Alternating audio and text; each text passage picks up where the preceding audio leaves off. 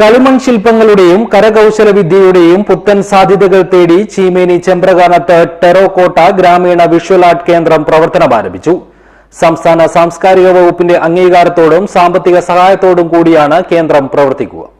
This news sponsored by ഉയർന്ന ഗുണനിലവാരം, തികഞ്ഞ വിശ്വസ്തത, ജനതാ പാൽ. ചെമ്പ്രകാനം ചിത്രശില്പകലാ അക്കാദമിയുടെ ഭാഗമായാണ് ടെറാക്കോട്ട ഗ്രാമീണ വിഷ്വൽ ആർട്ട് കേന്ദ്രം പ്രവർത്തിക്കുക.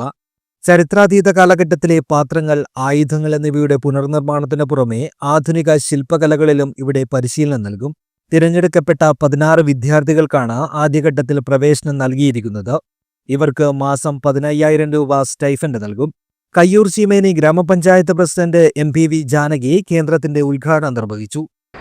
കുട്ടികളുടെ ഉൾപ്പെടെ കരങ്ങളിൽ നിന്ന് അവരുടെ മനസ്സും ശരീരവും ഒരു സ്ഥലത്തേക്ക് കേന്ദ്രീകരിച്ചുകൊണ്ട് കരവിരുതിലൂടെ വൈവിധ്യങ്ങളാർന്ന ശില്പങ്ങളാണ് ഇവിടെ നിർമ്മിച്ചു വരുന്നത് എന്നുള്ളതാണ്.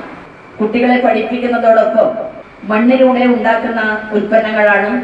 ഈ ഉൽപ്പന്നങ്ങളെ സംബന്ധിച്ചിടത്തോളം ചില ഉൽപ്പന്നങ്ങൾ മണ്ണ് ചുട്ടെടുത്ത് നിർമ്മാണത്തിലേക്ക് പ്രാവർത്തികമാക്കേണ്ടതുണ്ട്. ബാലകൃഷ്ണൻ വജ്ജിയോട് ചടങ്ങിൽ അധ്യക്ഷത വഹിച്ചു. മുൻ MP കരുണാകരൻ ചടങ്ങിൽ മുഖ്യാതിഥിയായി സംബന്ധിച്ചു. മിക്ക പരിപാടികളിലും എന്നെയും ക്ഷണിക്കാറുണ്ട്, ഇവിടെ എത്തിച്ചേരാറുണ്ട്. അതിൻ്റെ ഭാഗമായി തന്നെയാണ് കേരള സർക്കാർ സാംസ്കാരിക വകുപ്പ് ടെറാക്കോട്ട ഗ്രാമീണ വിഷ്വൽ ആർട്ട് കേന്ദ്രം ഇവിടെ ആരംഭിക്കുന്നത്.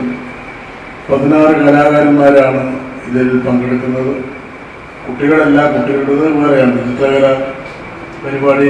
വാസ്തുവിദ്യ Gurukulam executive director PS Priyadarshan, S Gopakumar തുടങ്ങിയവർ പദ്ധതി വിശദീകരണം നടത്തി.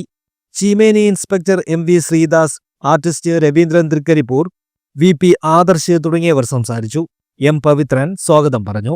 News bureau, Cheruvathur.